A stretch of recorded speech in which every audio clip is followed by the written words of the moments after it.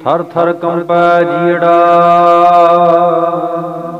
रामकली महला पहला दखनी ओंकार सरलेख हेठ।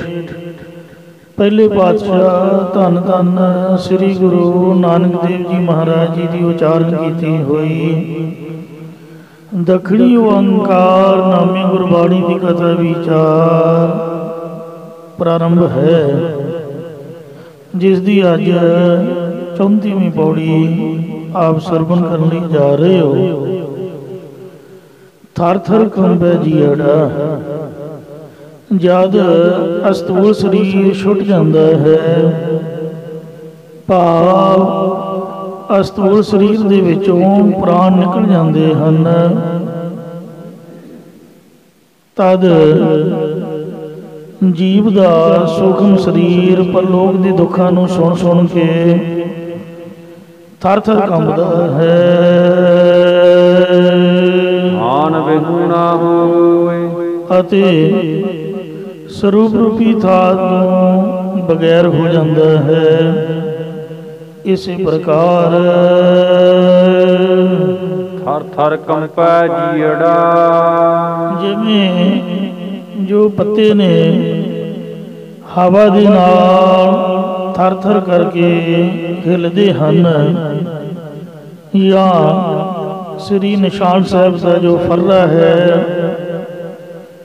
ऊपर बस्तर है वो हमेशा ही हिलदा रहिंदा है। या थर मतलब थाल दे विच पाया होया थर भाव जो मोती है, किसी धमक या भूचाल आदि दे नाल थर थर कंबन लग जाता है। इसी प्रकार थर थर कंपै जीड़ा। जो हिरदे रूपी थर थान दे विच रहन वाला सूक्ष्म शरीरधारी जीव जद अपने आप को कुछ मनता है, तद परलोक दे विच जाके कंबदा है अते स्वरूप रूपी थां तो बगैर हो जाता है। महाराज फरमाउंदे हन, आन बिहुना होए स्वरूप रूपी थां तो विहूणा होया जीव धर्मराज की कचहरी विच जाके थर थर कंबदा है। आन मान सच एक है। स्वरूप रूपी थां का आदर देन वाला या थां देन वाला एक सच्चा परमेश्वर ही है। इस प्रकार आन मान सच एक है। एक सच्चे थां का मनन करने योग है, या एक सच्चे का मनन करन रूपी थां ही आदर वाला है, या एक सच्चा ही तुरिया पद रूप थां की प्राप्ति का आदर देने वाला है। उसका सिमरन करने करके आज ना कीटै कोई। इस जीव का कोई भी व्यवहारक ते परमार्थ जो काम है वो फीटा बिगड़ता नहीं है। या जीव के काम को कोई भी फटकार नहीं पा सकता। उस जीव के काम को जो स्वरूप रूपी थां का आदर देने वाला है। फिर नारायण फिर गुरु। हे नारायण परमेश्वर, तू सदा ही अस्तित्व रूप है। तेरा स्वरूप होने करके पूरा गुरु भी अस्तित्व रूप है। फिर साचा विचार। गुरां द्वारा तेरे स्वरूप का सच्चा विचार करने वाला ब्रह्म ज्ञानी तत्वेता भी अस्तित्व रूप है। इसी प्रकार फिर नारायण फिर गुरु। जद अस्तित्व गुरु के सच्चे उपदेश विच गुरमुख अधिकारी का मन अस्तित्व हुंदा है। फिर साचा विचार। तद जिस वक्त थिर साचा विचार गुरु के सच्चे उपदेश विच गुरमुख अधिकारी का मन स्थित हुंदा है तां थिर नारायण थिर गुरु तद गुरमुख अधिकारी परमेश्वर के स्वरूप दे विच स्थित हो जाता है।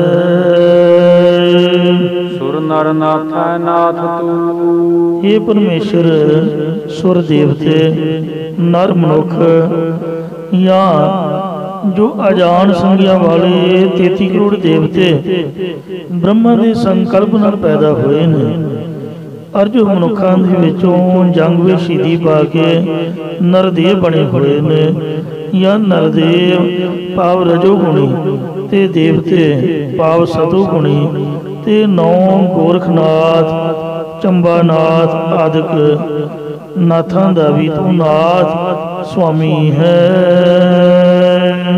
निधार आधार और निआसरियां दा भी तू आसरा रूप है। सर्बे थान थनतरी, सब थावां ते थावां विच रहण वाले जीवां दे अंदर या शरीर रूप थावां ते शरीर रूप थावां दे विच हृदय दे अंदर तू ही व्यापक है। दाता दातार, और तू ही सारियां दातां देण वाला दाता पुरख है। जह देखा ताईक तू, मैं जिथे भी देखदा हाँ उथे ही वाहिगुरू इको तू ही व्यापक दे सौंदा है। जो दिसै सो तेरा रूप गुण निधान गोविंद अनुरूप इसी प्रकार। जह देखा ताईक तू आप ही त्वं पद लख अर्थ ते तत्पद लख अर्थ है। अंत न पारावार, किसे पासों नहीं तेरे पार उरारद अंत नहीं पाया जाता। आनंतर रव रहिया, थावां ते थावां विच रहण वाले जीवां दे अंदर तू आप ही रब व्यापक हो रहा है। गुर शब्दी विचार, इस गल नूं पर गुरमुख जनां ने गुरु उपदेश की विचार द्वारा ही जानिया या गुरु उपदेश की विचार द्वारा ही ये ज्ञान हुंदा है। अण मंगिया दान देवसी, हे परमेश्वर तू तिन्ना कालां दे विच बिना मंगे तू ही दान दिंदा है।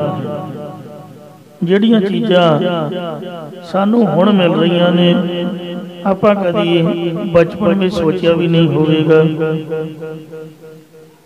ਵੇਖ ਵੇਖ ਹੈਰਾਨ ਹੋਈਦਾ ਪਰਮਾਤਮਾ ਕਿੰਨਾ ਬੇਅੰਤ ਹੈ। ਜਿਵੇਂ ਮਾਂ ਪਿਓ ਨੇ ਬੱਚਿਆਂ ਬਾਰੇ ਕਿਹੜੀ ਉਮਰ 'ਚ ਕਿਹੜੀ ਚੀਜ਼ ਦੀ ਜ਼ਰੂਰਤ ਹੈ ਸਭ ਕੁਝ ਸਾਂਭ ਕੇ ਰੱਖਿਆ ਹੁੰਦਾ ਹੈ, ਧੀਆਂ ਲਈ ਵੀ ਤੇ ਪੁੱਤਾਂ ਲਈ ਵੀ। ਇਸੇ ਪ੍ਰਕਾਰ ਉਹ ਜੋ ਵਾਹਿਗੁਰੂ ਅਕਾਲ ਪੁਰਖ ਹੈ ਵੇਖੋ ਉਹਦਾ ਪ੍ਰਬੰਧ ਕਿੰਨਾ ਤਗੜਾ ਹੈ। ਅਸੀਂ ਤਾਂ ਕੇਵਲ ਆਪਦੇ ਬੱਚਿਆਂ ਬਾਰੇ ਹੀ ਸੋਚਦੇ ਹਾਂ ਜਾਂ ਆਪਣੇ ਬਾਰੇ ਹੀ ਸੋਚਦੇ ਹਾਂ, ਪਰ ਉਹ ਵਾਹਿਗੁਰੂ ਸਾਰਿਆਂ ਬਾਰੇ ਸੋਚ ਵਿਚਾਰ ਰੱਖਦਾ ਹੈ। ਕਿਹੜੀ ਉਮਰ 'ਚ ਕਿਸੇ ਨੂੰ ਕਿਸ ਚੀਜ਼ ਦੀ ਜ਼ਰੂਰਤ ਹੈ ਉਹਨੂੰ ਸਭ ਪਤਾ ਹੈ। ਔਰ ਸਮੇਂ ਸਮੇਂ ਮੁਤਾਬਕ ਕਈ ਵਾਰ ਸਾਡਾ ਮਨ ਕਾਲਾ ਪੈ ਜਾਂਦਾ, ਪਰ ਉਹਨੂੰ ਸਭ ਪਤਾ ਹੈ ਕਿ ਇਹ ਜਿਹੜੀ ਦਾਤ ਹੈ ਇਹਨੂੰ ਕਿਹੜੀ ਉਮਰ ਦੇ ਵਿੱਚ ਤੇ ਕਦ ਦੇਣੀ ਹੈ। ਧੰਨ ਬਾਬਾ ਫਰੀਦ ਸਾਹਿਬ ਜੀ ਜਿਨ੍ਹਾਂ ਨੇ ਬਹੁਤ ਵੱਡਾ ਜਿਗਰਾ ਰੱਖ ਕੇ ਕਰੀਬਨ 50 ਸਾਲ ਤਪੱਸਿਆ ਕੀਤੀ, ਉਹ ਵਾਹਿਗੁਰੂ ਕੋਲੋਂ ਦਾਤਾਂ ਪਾ ਕੇ ਤੇ ਵੇਖੋ ਪੂਰਨ ਪਦ ਨੂੰ ਆਪਣੇ ਮਹਾਰਾਜ ਨੇ ਦਿੱਤਾ ਸਹੀ, ਭਾਵੇਂ ਦੇਰ ਨਾਲ ਦਿੱਤਾ ਪਰ ਨਾ ਨਹੀਂ ਕੀਤੀ। ਦਾਤ ਦਾਤ ਰੱਖੀ ਹੱਥ ਆਪਣੇ, ਜਿਸ ਭਾਵੈ ਤਿਸ ਦੇਈ, ਨਾਨਕ ਨਾਮ ਰਤੇ ਸੁਖ ਪਾਇਆ ਦਰਗਹਿ ਜਾਵੇ ਸੀ। ਜਿਹੜੀਆਂ ਚੀਜ਼ਾਂ ਆਪਾਂ ਮੰਗੀਆਂ ਵੀ ਨਹੀਂ ਉਹ ਵੀ ਵਾਹਿਗੁਰੂ ਅਕਾਲ ਪੁਰਖ ਨੇ ਸਾਨੂੰ ਬਖਸ਼ਿਸ਼ ਕੀਤੀਆਂ ਹਨ। ਕਿਸੇ ਨੂੰ घर का सुख दिता है, किसी नूं पैसे का सुख दिता है, ते जिन्हां नूं इन्हां दुनियावी चीज़ों की जरूरत नहीं, उन्हां संतां महापुरखां नूं आत्मक ज्ञान स्वरूप का सुख, ये चीज़ां मंगियां तां नहीं, ना घर मंगिया, ना पैसा मंगिया, ना स्वरूप का सुख मंगिया, नाम जपण तो, बाणी का आसरा लैण तो, महाराज के चरणों च अरदास करन तो सुते सिद्धि वाहिगुरु ने सानू बख्शिश कीता है। इसलिए जे प्रसाद बसे सुख मंदर, तिसे ध्याए सदा मन अंदर, जिस प्रसाद गृह संग सुख बसना, आठ पहर सिमरो तिस रसना। इस तरीके नाल ये सब दातां देण वाला वो वाहिगुरु है, ते आप अणमंगिया अणमंग है, वो नहीं किसी तो मंगता है। इसी प्रकार अणमंगिया दान देवसी, हे परमेश्वर जिन्हों नाम का दान दिंदा है, वो संसारी पदार्थों के मंगण तो रहत हो गए हैं। वड्डा यज्ञ पार, अर तू मड्डा त्रै काल आबाद रूप मन दे संकल्पां विकल्पां का विषय नहीं है, अर प्रकृति के पारावार तो रहत है। दया दान दयाल तू, हे दया दे घर तू मेहर की दृष्टि करके सबना नूं दान दिंदा है। पिछे भी दिंदा सी, हुण भी दिंदा है, अर अगे नूं भी देवेगा। कर कर देखण हार, अर उत्पत्ति करके ते पालना करके सब दे कीते चंगे मंदे कर्मां नूं दृष्टा रूप होके विखण वाला भी तू आप ही है। दया कर है प्रभ मेल लाही, हे प्रभु परमेश्वर जिन्हां ते तू दया मेहर की दृष्टि कर दिंदा है, उन्हां नूं तू अपने स्वरूप के नाल मेल लैंदा है। बिन मह ढाही अनुसार, एक खिण दे विच ही संसार नूं डेग दिंदा, पाप परलो कर दिंदा है, और एक क्षण विच ही उसार दिंदा, बना दिंदा, पैदा कर दिंदा है।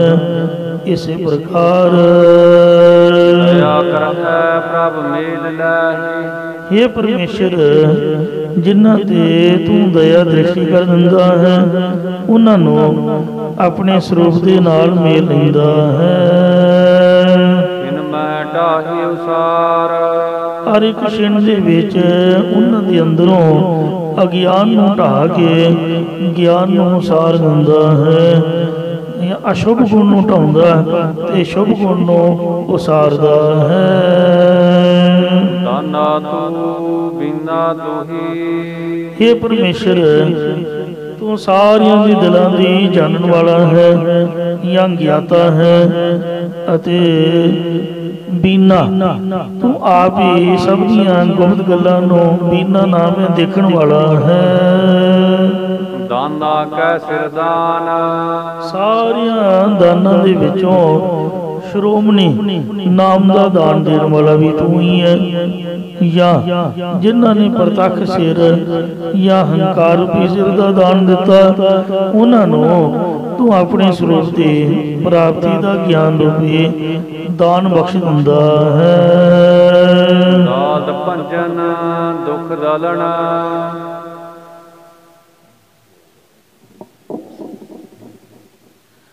दलिदरी पुरखा दे दलिदर नूं नाश करके तू उद्यमी बना दिंदा है।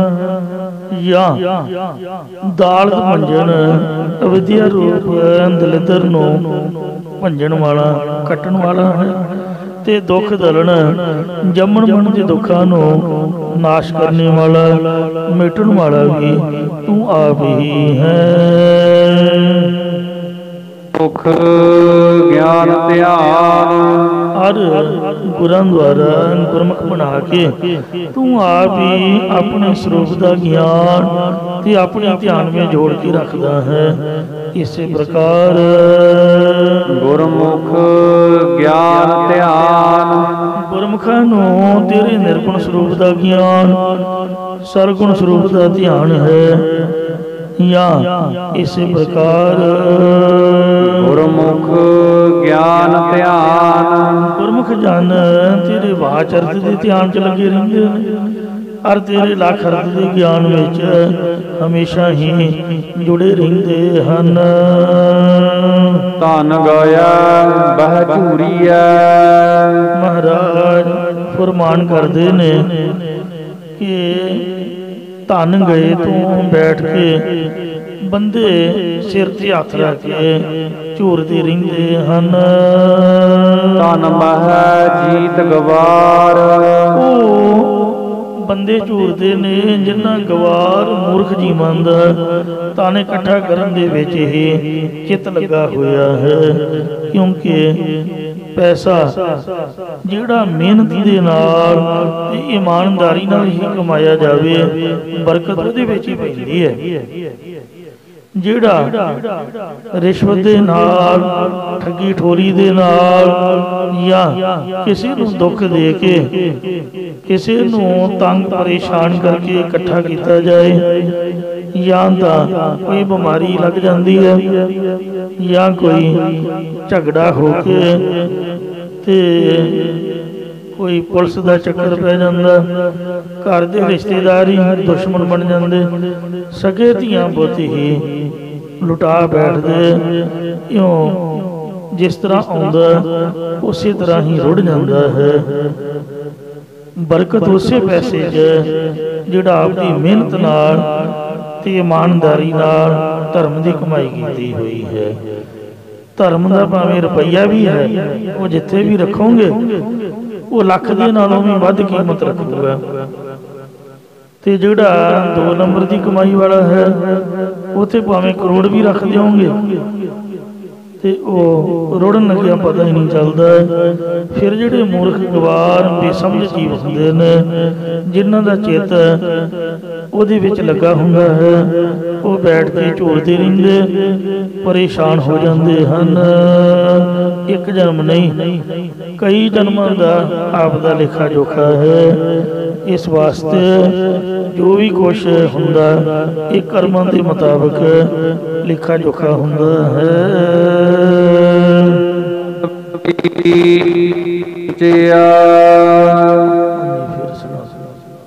ਬਿਰਲੀ ਸੱਚ ਸੰਚਿਆ ਸੋ ਧਨ ਬਿਰਲੀ ਜੋ ਬਿਰਲੇ ਬਿਰਲੇ ਟਾਮੇ ਟਾਮੇ ਸ੍ਰਿਸ਼ਟੀ ਦੇ ਜੀਵ ਹਨ ਉਹਨਾਂ ਨੇ ਸੱਚ ਨਾਮ ਰੂਪੀ ਧਨ ਨੂੰ ਇਕੱਤਰ ਕੀਤਾ ਹੈ।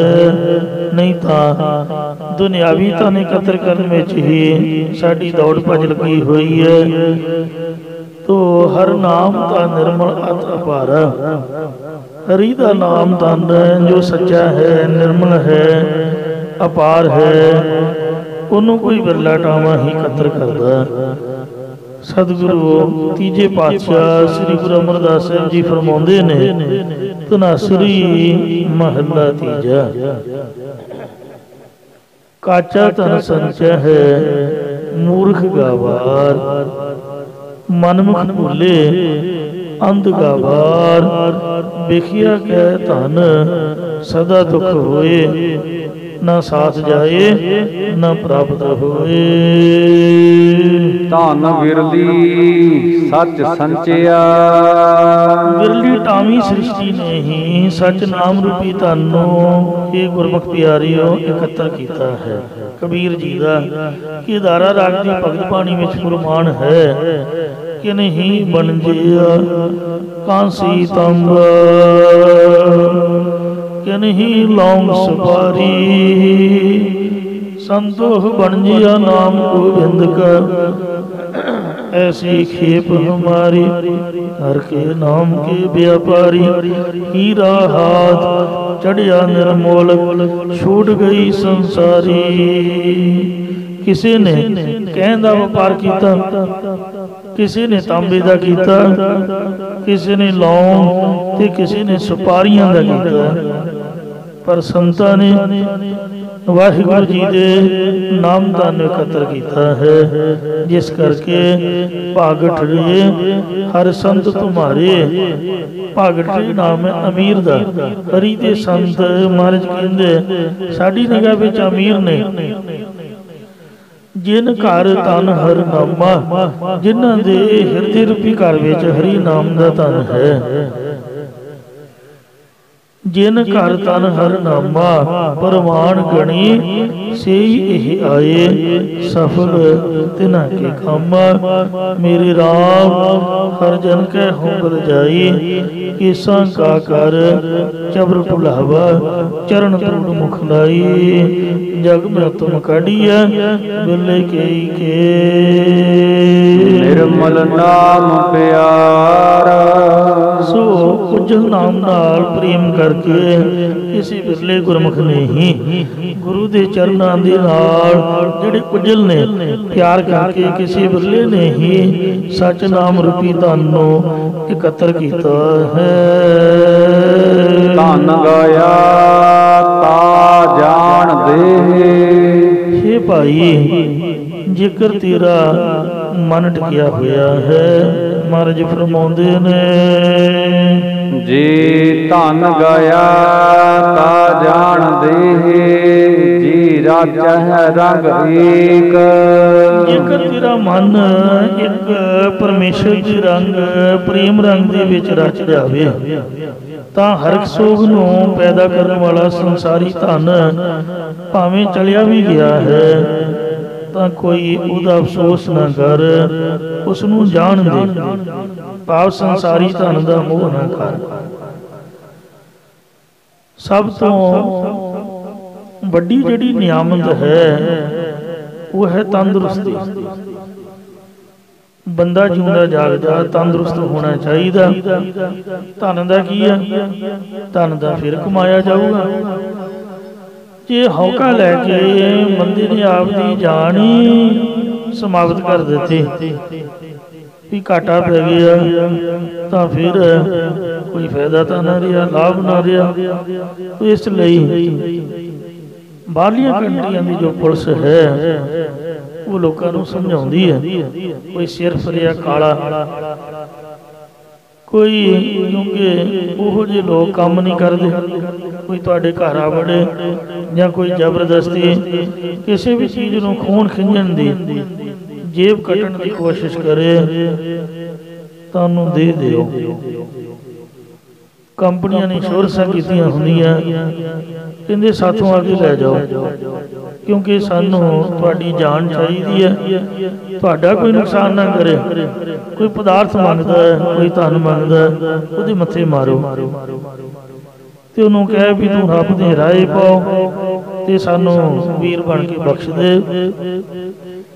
ਜੇ ਬੰਦਾ ਚਲਾ ਗਿਆ ਤੇ ਫਿਰ ਕੋਈ ਲਾਭ ਨਹੀਂ ਹੈ। ਇਸ ਲਈ ਮਹਾਰਾਜ ਕਹਿੰਦੇ ਨੇ ਸ਼ਾਂਤੀ ਚਾਹੀਦੀ ਹੈ, ਸੁਖ ਚਾਹੀਦਾ ਹੈ, ਨਿਤਨੇਮ ਚਾਹੀਦਾ ਹੈ, ਸੰਦਾ ਗੁਰਬਾਣੀ ਚਾਹੀਦੀ ਹੈ, ਗੁਰੂ ਘਰ ਵਿੱਚ ਆ ਕੇ ਕਥਾ ਕੀਰਤਨ ਦੀ ਬਖਸ਼ਿਸ਼ ਚਾਹੀਦੀ ਹੈ। ਜਿਸ ਬਾਬਤ ਸਾਹਿਬਾਂ ਨੇ ਲਿਖੀ ਹੈ, ਜੋ ਜੋ ਕਥਾ ਸੁਣੇ ਹਰ ਕੀਰਤਨ, ਤਾਕੀ ਦੁਰਮਤ ਨਾਸ, ਸਗਲ ਮਨੋਰਥ ਪਾਵੇ ਨਾਨਕ, ਪੂਰਨ ਹੋਵੇ ਆਸ। ਇਸ ਲਈ ਜੇ ਨੁਕਸਾਨ ਹੋ ਵੀ ਗਿਆ ਤਾਂ ਹੁੰਦਾ ਪਿਆ ਵੀ ਹੋਵੇ। ਜੇ ਮਹਾਰਾਜ ਦੀ ਕਿਰਪਾ ਹੈ, ਮਨ ਦਾ ਟਿਕਾਊ ਹੈ, ਤਾਂ ਫਿਰ ਸਭ ਕੁਝ ਮਹਾਰਾਜ ਹੋਰ ਦੇ ਦੇਗਾ। ਅਰਦਾਸ ਕਰੇ ਕਿ ਜਿਨੇ ਲਿਆ ਉਹਨੂੰ ਮਹਾਰਾਜ ਸੰਤੋਖ ਦੇ, तो महाराज फिर दोबारा तो बरकत पा दिंदा। इसलिए हे गुरमुख, जेकर तेरा मन एक वाहिगुरू दे प्रेम रंग च रच जावे तां फिर ये आई चढ़ाई वाला ही है धन कर्मां दे नाल आउंदा। ते जदों कर्म भोगे जाण फिर ਤਿਲਕ ਕੇ ਉਹਦੇ ਕੋਲ ਚਲਾ ਜਾਂਦਾ ਜਿਹੜਾ ਪੁੰਨੀ ਪੁਰਖ ਹੁੰਦਾ। ਇਸ ਲਈ ਤੂੰ ਸੰਸਾਰੀ ਧਨ ਦਾ ਮੋਹ ਨਾ ਕਰ। ਮਨ ਦੀਜੈ ਸਿਰ ਸੌਪੀਐ। ਇਹ ਸੱਚਾ ਨਾਮ ਰੂਪੀ ਧਨ ਤਾਂ ਮਿਲਦਾ ਹੈ ਜੇਕਰ ਗੁਰੂ ਸਾਹਿਬ ਜੀ ਨੂੰ ਆਪਣਾ ਮਨ ਦੇਣਾ ਕਰੀਏ ਤੇ ਸੀਸ ਵੀ ਗੁਰਾਂ ਨੂੰ ਭੇਟਾ ਕਰ ਦਈਏ। ਭਾਵ ਮਨ ਕੀ ਮਤ ਤਿਆਗੋ ਹਰ ਜਨ, ਇਹ ਬਾਤ ਕਠਨੀ। ਮਨ ਦੀ ਮਤ ਛੱਡ ਕੇ ਗੁਰਾਂ ਦੀ ਸਿੱਖਿਆ ਨੂੰ ਧਾਰਨ ਕਰਨਾ ਹੀ ਗੁਰਾਂ ਨੂੰ ਮਨ ਦੇਣਾ ਹੈ। ਕਰਦੇ ਕੀ ਟੇਕ ਹਰ ਹੰਕਾਰ ਰੂਪੀ ਸਿਰ ਗੁਰਾਂ ਕੀ ਅਰਪ ਕੇ ਨਿਮਰਤਾ ਧਾਰਨ ਕਰੀਏ। ਫਿਰ ਵੀ ਰਚਨਹਾਰ ਪਰਮੇਸ਼ਰ ਦੀ ਓਟ ਹੀ ਰੱਖੀਏ, ਕਦੀ ਹੰਕਾਰ ਨਾ ਕਰੀਏ। ਸਿਰ ਦੇ ਕੇ ਵੀ ਕਦੀ ਇਹ ਨਾ ਆਖੀਏ ਕਿ ਮੈਂ ਸਿਰ ਦਿੱਤਾ ਹੈ, ਯਾਨੀ ਆਪ ਦੀ ਆਪਣਤ ਨੂੰ ਹੰਕਾਰ ਰੂਪੀ ਸਿਰ ਨੂੰ ਵੀ ਭੇਟਾ ਰੱਖੀਏ। ਤੋ ਮਨ ਦੇ ਵਿੱਚ ਮਾਨ ਨਾ ਕਰੀਏ। ਮਤ ਮਨ ਤੋਂ ਮਤ ਮਾਨ ਕਰ, ਜੇ ਹਉ ਕਿਸ ਜਾਣਦਾ ਗੁਰਮੁਖ ਮਾਣਾ ਹੋ। ਐ ਮੇਰੇ ਅਮਣਾ ਮਤਾ ਤੂੰ ਆਪਦੇ ਮਨ ਵਿੱਚ ਮਾਣ ਕਰ ਕਿ ਮੈਂ ਬਹੁਤ ਕੁਝ ਜਾਣਦਾ ਹਾਂ, ਮੇਰੇ ਕੋਲ ਬਹੁਤ ਕੁਛ ਹੈ, ਜਾਂ ਮੈਂ ਗੁਰੂ ਤੋਂ ਸਿਆਣਾ ਹਾਂ, ਜਾਂ ਗੁਰੂ ਤੋਂ ਮੇਰਾ ਵੱਡਾ ਬਲ ਹੈ। ਤਾਂ ਮੈਂ ਦੇਖਾਂ ਸੋਚਦਾ ਸੀਗਾ। ਤੋ ਇਸ ਵਾਸਤੇ ਮੇਰੇ ਕੋਲ ਆ ਵੀ ਹੈ ਉਹ ਵੀ ਹੈ, ਇਸ ਤਰ੍ਹਾਂ ਦੀਆਂ ਗੱਲਾਂ ਬਾਤਾਂ ਦਾ ਮਾਣ ਤਿਆਗ ਦੇ। ਕਿਉਂਕਿ ਜੇ ਸਰੀਰ ਵੀ ਦਿੱਤਾ ਤਾਂ ਵਾਹਿਗੁਰੂ ਦਾ ਦਿੱਤਾ, ਜੇ ਸਰੀਰ ਹੀ ਨਾ ਦਿੰਦਾ ਤਾਂ ਸਭ ਕੁਝ ਅਸੀਂ ਕਿਵੇਂ ਪ੍ਰਾਪਤ ਕਰ ਸਕਦੇ। ਇਸ ਲਈ ਉਹਦੇ ਅੱਗੇ ਨਿਮਾਣਾ ਹੋ ਕੇ ਰਹਿਣਾ ਕਰ। ਇਹ ਗੱਲਾਂ ਕਹਿਣ ਨੂੰ ਸੁਖਾਲੀਆਂ ਨੇ ਪਰ ਧਾਰਨ ਕਰਨੀਆਂ ਬਹੁਤ ਔਖੀਆਂ ਹਨ। ਕਰਤੇ ਕੀ ਟੇਕ ਮਤਲਬ ਮਨ ਦਾ ਟਿਕਾਊ ਹੋਵੇ, ਨਿਮਰਤਾ ਹੋਵੇ, ਹੰਕਾਰ ਦਾ ਤਿਆਗ ਹੋਵੇ, ਸ਼ੁਭ ਗੁਣ ਹੋਣ। ਫਿਰ ਵੀ ਪਰਮੇਸ਼ਰ ਦੀ ਹੀ ਓਟ ਰੱਖੀਏ, ਮਹਾਰਾਜ ਦੇ ਚਰਨਾਂ ਦੀ ਅਰਦਾਸ ਦਾ ਆਸਰਾ ਲਈਏ, ਅਰਦਾਸ ਨਾ ਤਿਆਗੀਏ। ਪਰ ਅਰਦਾਸ ਵਿੱਚ ਹਮੇਸ਼ਾ ਵਾਹਿਗੁਰੂ ਤੋਂ ਡਰ ਕੇ ਇਹੀ ਰੱਖਿਆ ਵਾਸਤੇ ਦਾਤ ਮੰਗੀਏ। ਇਹ ਜੋ ਆਪ ਨੇ ਬਖਸ਼ੀ ਹੈ ਸ਼ਾਂਤੀ ਸੁਖ, ਇਹਦੀ ਰੱਖਿਆ ਵੀ ਆਪ ਕਰੋ ਜੀ। ਧੰਦਾ ਧਾਵਤ ਰਹਿ ਗਏ। ਸੰਸਾਰੀ ਧੰਦਿਆਂ ਦੇ ਵਿੱਚ ਦੌੜਨ ਤੋਂ ਉਹ ਗੁਰਮੁਖ ਰਹਿ ਗਏ ਹਨ। ਮਨ ਮਹਿ ਸ਼ਬਦ ਆਨੰਦ। ਜਿਨ੍ਹਾਂ ਦੇ ਮਨ ਹਿਰਦੇ ਵਿੱਚ ਗੁਰੂ ਉਪਦੇਸ਼ ਦਾ ਆਨੰਦ ਪ੍ਰਾਪਤ ਹੋਇਆ ਹੈ। ਆਨੰਦ ਭਇਆ ਮੇਰੀ ਮਾਏ ਸਤਿਗੁਰੂ ਮੈਂ ਪਾਇਆ, ਸਤਿਗੁਰੂ ਤਾਂ ਪਾਇਆ ਸਹਿਜ ਸੇਤੀ, ਮਨ ਵਜੀਆਂ ਮਧਾਈਆਂ। ਉਹ ਮਨ ਦੇ ਟਿਕਾਉ ਨਾਲ ਹਮੇਸ਼ਾ ਸ਼ਬਦ ਦਾ ਅਭਿਆਸ ਕਰਦੇ, ਆਨੰਦ ਲੈਂਦੇ ਰਹਿੰਦੇ। ਤੋ ਮਨ ਦਾ ਧੰਦਾ ਅਸਲ 'ਚ ਜਿਹੜਾ ਧੰਦਾ ਕੰਮ ਹੈ ਉਹ ਸਰੀਰ ਦਾ ਨਹੀਂ ਹੈ, ਮਨ ਦਾ ਹੈ। ਜਿਹੜਾ ਕੰਮ ਕਰਨ ਵਾਲਾ ਹੈ, ਅਖਰੀ ਅਰਥ ਤਾਂ ਧੰਦੇ ਦਾ ਕੰਮ ਹੀ ਹੈ। ਜਿਹੜਾ ਕੰਮ ਕਰਨ ਵਾਲਾ ਹੈ ਉਹ ਤਾਂ ਬੜਾ ਖੁਸ਼ ਰਹਿੰਦਾ ਹੈ, ਆਪਦਾ ਕੰਮ ਵੀ ਕਰੀ ਜਾਂਦਾ ਤੇ ਜਦੋਂ ਸਮਾਂ ਮਿਲੇ ਉਹ ਨਾਮ ਵੀ ਜਪ ਸਕਦਾ। ਜਿਹੜਾ ਮੇਰੇ ਵਰਗਾ ਵਿਹਲਾ ਹੈ, ਜੇ ਕੋਈ ਸੋਚੇ ਕਿ ਮੈਂ ਧੰਦਾ ਨਹੀਂ ਕਰਦਾ ਜੀ, ਤੇ ਉਹ ਸੋਚੀ ਜਾਏਗਾ ਕੰਮ ਕਰੇਗਾ ਨਹੀਂ ਤੇ ਸਰੀਰ ਦੀਆਂ ਲੋੜਾਂ ਨੇ ਸੰਸਾਰ ਵਿੱਚ ਰਹਿਣ ਵਾਸਤੇ ਉਹ ਕੌਣ ਪੂਰੀਆਂ ਕਰੇਗਾ ਜਦ ਕੰਮ ਹੀ ਨਹੀਂ ਕਰਨਾ। ਤਾਂ ਫਿਰ ਮਨ ਦੀ ਸ਼ਾਂਤੀ ਭੰਗ ਹੋ ਜਾਏਗੀ, ਮਨ ਕਾਲਾ ਪਏਗਾ। ਉਹ ਜਿੰਨੀਆਂ ਲੜਾਈਆਂ ਝਗੜੇ ਨੇ ਘਰਾਂ ਦੇ ਅੰਦਰ ਬਾਹਰ ਕੰਮਾਂ ਕਾਰਾਂ ਵਾਲੀਆਂ ਜਗ੍ਹਾ ਦੇ, ਇਸੇ ਗੱਲ ਤੋਂ ਹੁੰਦੀਆਂ ਨੇ ਕਿ ਮੇਰੇ ਕੋਲ ਘੱਟ ਹੈ, ਤੇਰੇ ਕੋਲ ਵੱਧ ਹੈ, ਤੂੰ ਜ਼ਿਆਦਾ ਲੈ ਗਿਆ। ਉਹ ਜਿਹੜੇ ਕੰਮ ਕਰਦੇ ਨੇ ਤੇ ਉਹਨਾਂ ਨੂੰ ਲਾਭ ਵੀ ਜ਼ਿਆਦਾ ਹੈ, ਜਿਹੜੇ ਵਿਹਲੇ ਰਹਿਣਾ ਪਸੰਦ ਕਰਦੇ ਨੇ ਉਹਨਾਂ ਕੋਲ ਹੈ ਵੀ ਘੱਟ। ਤੋ ਇਸ ਵਾਸਤੇ ਧੰਦਾ ਸਰੀਰ ਦਾ ਨਹੀਂ ਹੈ, ਧੰਦਾ ਤਾਂ ਮਨ ਦਾ ਹੈ। ਮਨ ਧੰਦੇ ਬੰਦਾ ਕਰਮ ਕਮਾਏ, ਵਿਹਲਾ ਬੈਠਾ ਵੀ ਹਸੀ ਜਾਊ ਰੋਈ ਜਾਊ ਤੇ ਨੀਂਦਰ ਨਹੀਂ ਆਊ। ਚਿੰਤਾ ਦੇ ਵਿੱਚ ਚਿੰਤਾ ਤਾਵਤ ਰਹਿ ਗਏ ਮਨ ਮੈਂ ਸ਼ਬਦ ਆਨੰਦ। ਗੁਰਮੁਖ ਜਿਹੜੇ ਨੇ ਚਿੰਤਾ ਦੇ ਵਿੱਚ ਦੌੜਨ ਤੋਂ ਰਹਿ ਗਏ ਨੇ ਤੇ ਉਹਨਾਂ ਦਾ ਮਨ ਆਨੰਦ ਦੇ ਵਿੱਚ ਹੈ। ਇਸ ਲਈ ਜਿਹੜੇ ਮਨ ਦੇ ਧੰਦੇ ਤੇ ਵੱਜੇ ਹੋਏ ਨੇ ਕਦੀ ਛੁੱਟ ਨਹੀਂ ਸਕਦੇ। ਦੁਨਿਆਵੀ ਧੰਦੇ ਤੋਂ ਤਾਂ ਭੱਜ ਕੇ ਆਪਾਂ ਸਮਾਂ ਕੱਢ ਕੇ ਗੁਰੂ ਘਰ ਆ ਸਕਦੇ ਹਾਂ, ਪਰ ਜਿਹੜਾ ਮਨ ਦਾ ਧੰਦਾ ਹੈ ਉਹ ਇੱਥੇ ਵੀ ਨਹੀਂ ਛੱਡਦਾ, ਸੋਚਾਂ ਵਿਚਾਰਾਂ ਦੇ ਵਿੱਚ ਪਿਆ ਰਹਿੰਦਾ ਹੈ। ਗੁਰਮੁਖ ਸੰਸਾਰੀ ਧੰਦਿਆਂ ਵਿੱਚ ਦੌੜਨ ਤੋਂ ਰਹਿ ਗਏ ਨੇ।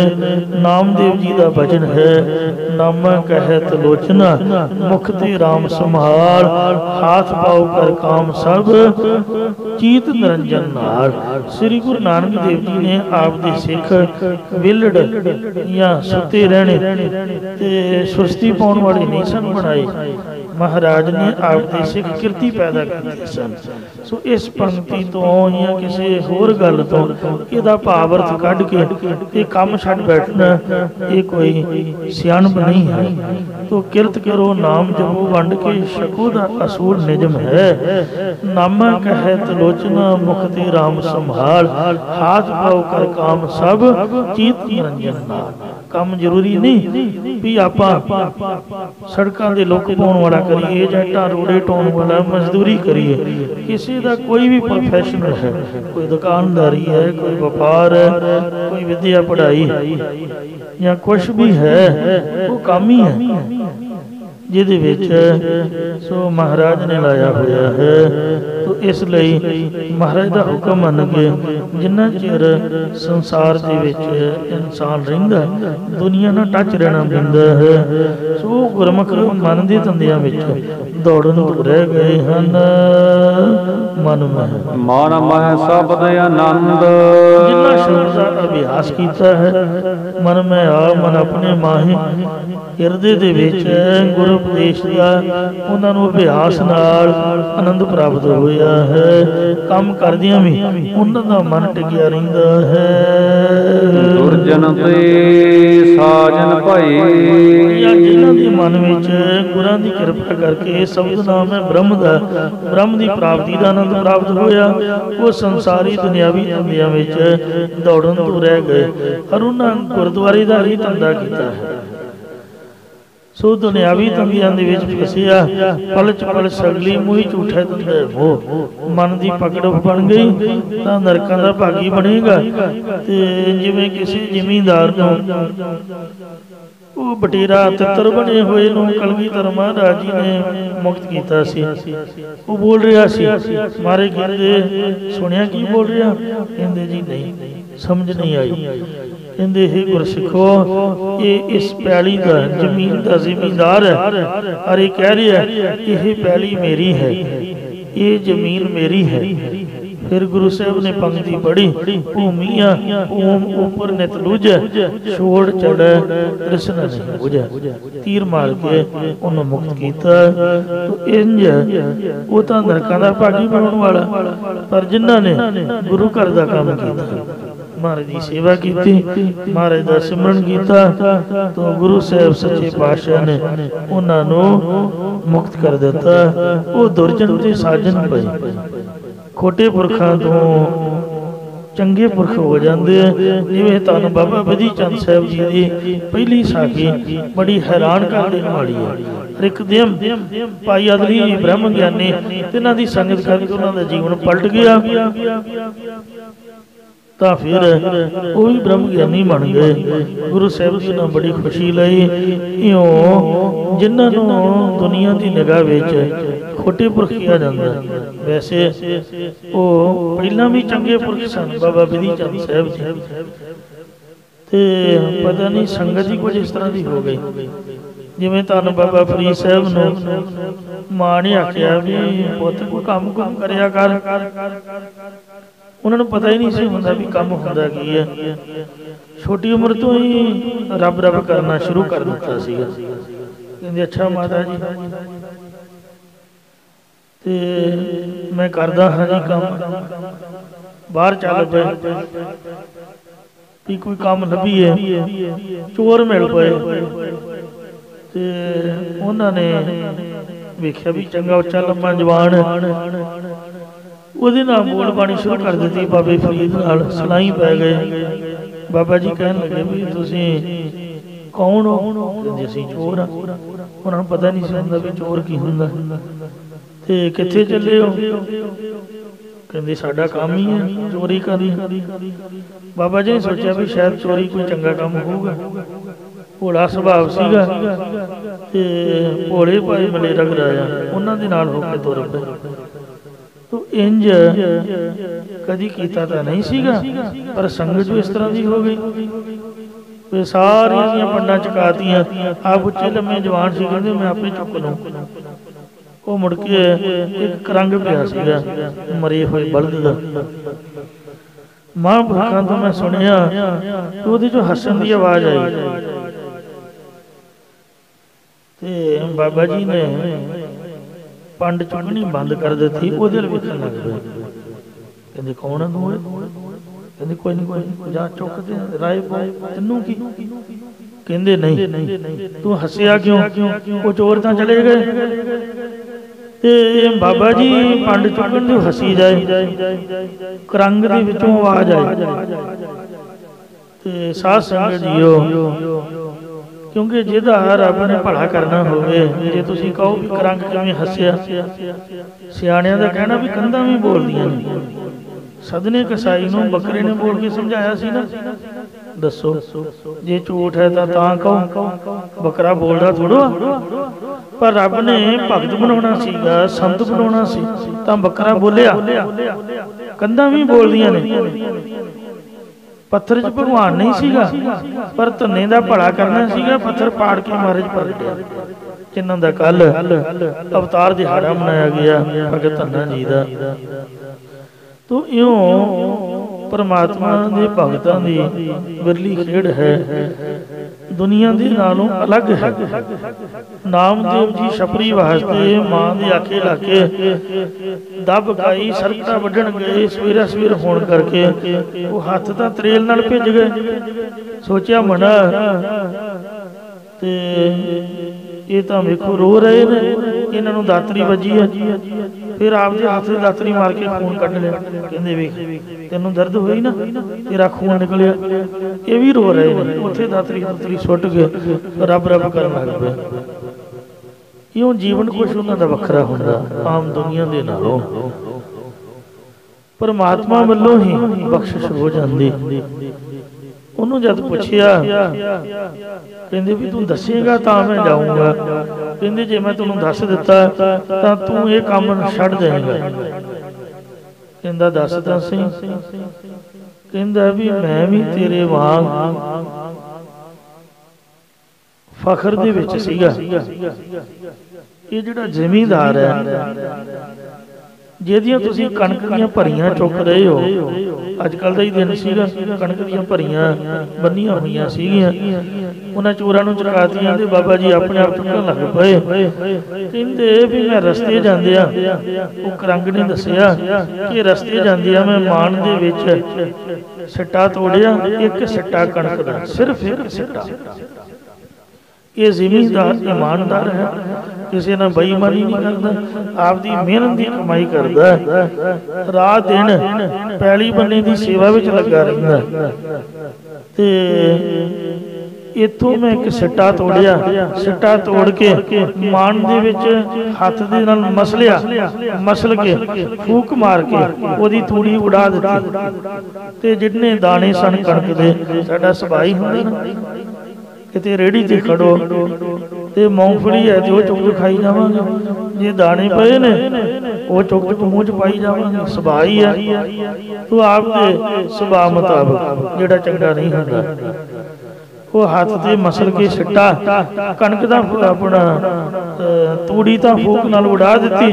ਜਿਹੜੇ ਕਣਕ ਦੇ ਦਾਣੇ ਸਨ ਉਹਨਾਂ ਨੂੰ ਮੂੰਹ ਚ ਫੱਕਾ ਮਾਰ ਕੇ ਮੈਂ ਖਾ ਲਿਆ। ਤਾਂ ਇਸ ਦਾ ਲੇਖਾ ਮੈਨੂੰ ਬਲਦ ਬਣ ਕੇ ਦੇਣਾ ਪਿਆ। ਜਿਹੜੀ ਮੈਂ ਕਣਕ ਦੇ ਦਾਣੇ ਖਾਂਦੇ ਸਨ 2-4 ਸਿੱਟੇ ਦੇ, ਸਾਰੀ ਉਮਰ ਮਹਾਰਾਜ ਨੇ ਮੈਨੂੰ ਬਲਦ ਬਣਾਇਆ। ਇਹਦੀ ਪੈਲੀ ਦੇ ਵਿੱਚ ਮੈਂ ਪੈਲੀ ਨੂੰ ਵਾਹਿਆ ਤੇ ਲੇਖਾ ਮੇਰਾ ਭੁਗਤਿਆ। ਤਾਂ ਮੈਂ बलद के शरीर विचों छुटिया, हुण करंग बन के मेरी रूह इथों छुटकारा नहीं पा रही। रूह मेरी करंग दे विच ही है, जिहड़ी मैं तूड़ी फूड़ी नाल उड़ाई उहदा लेखा मैं हुण दे रहा। ये महापुरखा ने साखी सुनाई। बाबा जी कहते हो मैं तो भुल गया सीगा, बुरी संगत दे नाल मैनूं तां पता ही नहीं चलिया कि ये काम इन्ना माड़ा हुंदा। उत्थे छड्ड के रब रब करन लग पए। इउं जिन्ने संत भगत ने उन्हां महाराज दा ही काम कीता। सो आप नाम जपिया, जेड़े गुरसिख संत रब दे प्यार वाले होंदे उन्हां दा यही काम है। जब नानक टूड़ मंगे तिस गुरसिख की, जो आप जपै अवरा नाम जपावे। आप जपो अवरा नाम जपाओ, सुनत कहत रहत गत पाओ।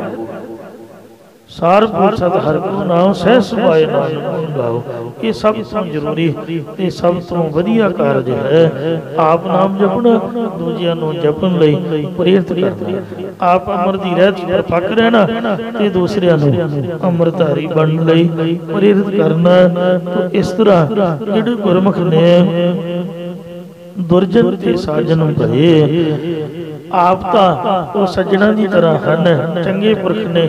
और आप दी संगत दे विचों अनेकां ही खोटे पुरखां नूं, जिवें भाई अदरी ने बाबे बधी चंद नूं धारिया, अते भाई प्राणा जी ने जिहड़ा भाई लखू पटोलिया खेमगढ़ के इलाके दे विच धाड़ मार सी, राह मार से डाकू सीगा, उन्होंने वेखो भाई लखू जी बनाया, ब्रह्म ज्ञानी बनाया, गुरु जी के चरनी लाया। इउं गुरमुखां दा परोपकार है। आप तो चंगे सज्जन पुरख हन ही, जिहड़ा संपर्क च आ गया वो खोटे पुरखां तो भी चंगे बना दिंदे। गुरु की संगत का लाभ है। दुरजन ते साजन भये, खोटे पुरखां तो जीव चंगे पुरख हो जाते ने। गुरु गोविंद गोविंद परमेश्वर स्वरूप गुरु जी मिलते हैं, तदों ही कृपा होती है। गुरु उपदेश सदका खोटियां तो चंगे बन जाते। इसी प्रकार दुर्जन ते साजन भये, दुर्जन खोटे किहड़े ने? काम क्रोध लोभ मोह हंकार आदि मंद वासना, ये खोटे ने। इन्हां तो उल्ट के सज्जन हो गए, भाव सत संतोख आदि दैवी गुणां की प्राप्ति हो गई। गुरु गोविंद जिस वक्त गुरु अकाल पुरख नाल मिले, संता महापुरखां नाल मिले, तदों खोटे मन तो चंगा मन बन गया। सिख जगत के प्रसिद्ध महापुरख संत बाबा करम सिंह जी होती प्रधान वालियां दी करनी कमाई उत्ते हिंदू सिखां तो इलावा पठान भी प्रभावित सन। एक पठान इन्हां दी चरण छन विच आया ते महापुरखां दे चरनां विच कुछ पदार्थ अर्पण करके बेनती करन लगा कि महाराज मेरी इच्छा पूरी हो, क्योंकि तुसीं बाकी दे श्रद्धालुओं दी भी इच्छा पूरी करदे हो। महापुरखा ने पूछा कि दस तेरा की मनोरथ है? जिस तरह की बुद्धि है उस तरह की ही मंग होंदी है। माड़ा बंदा वो माड़ी सोच करेगा। पठान ने आख्या जी एक बहुत खूबसूरत हिंदुओं की लड़की है ते उहदे नाल मैं शादी करवानी चाहुंदा, ये मेरी इच्छा पूरी करो। दूजा मुसलमान मेरे नाल वैर करते ने, उन्हां दा मेरा नाल वैर भाव खत्म कर दिओ।